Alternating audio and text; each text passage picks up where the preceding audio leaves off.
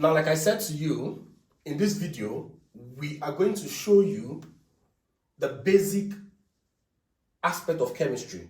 We're not here to bug you with stories, just to give you a highlight of the concepts in chemistry.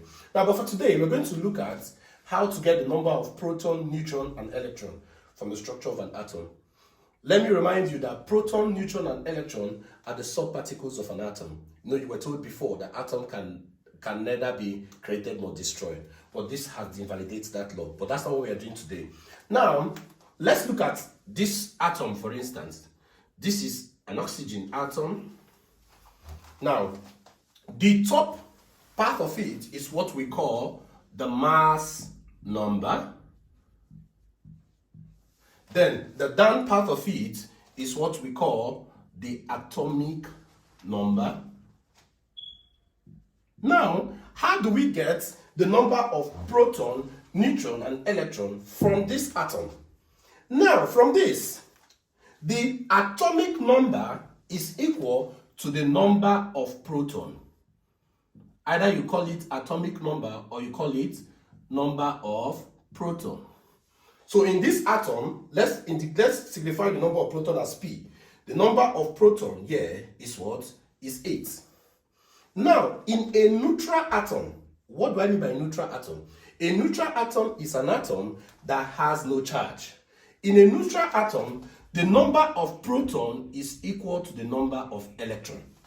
So in that case, the number of electron here is what? Is still 8. Now, again, how do we get the number of what? Neutron. Now, the number of neutron, let's say N, is equal to the mass number minus the atomic number. The mass number minus the atomic number. So the number of neutron, what's the mass number here? 16. And what's the atomic number? 8. So 16 minus 8 gives you what? 8. So the number of proton, electron, and neutron is 8. Now, let's pick another atom. Let's say chlorine negative.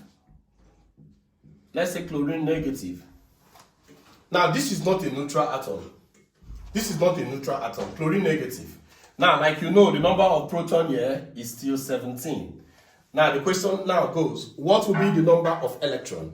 Now, this negative sign means that chlorine has gained 1 electron. Don't be deceived by negative sign. So if it's -1 here, it means that chlorine has gained 1 electron. So it will not be 17, hence it's minus. It would be +1, that gives you 18. Then the neutron, like you know, is what? The mass number minus the atomic number, which is 37 minus 17, and that gives you 20. Let me pick the final example, which is the positive one. Let's take a positive atom. Let's say calcium 2+, 40, 20.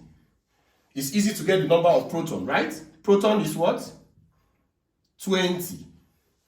Electron. Now, the positive sign shows that calcium has lost 2 electrons.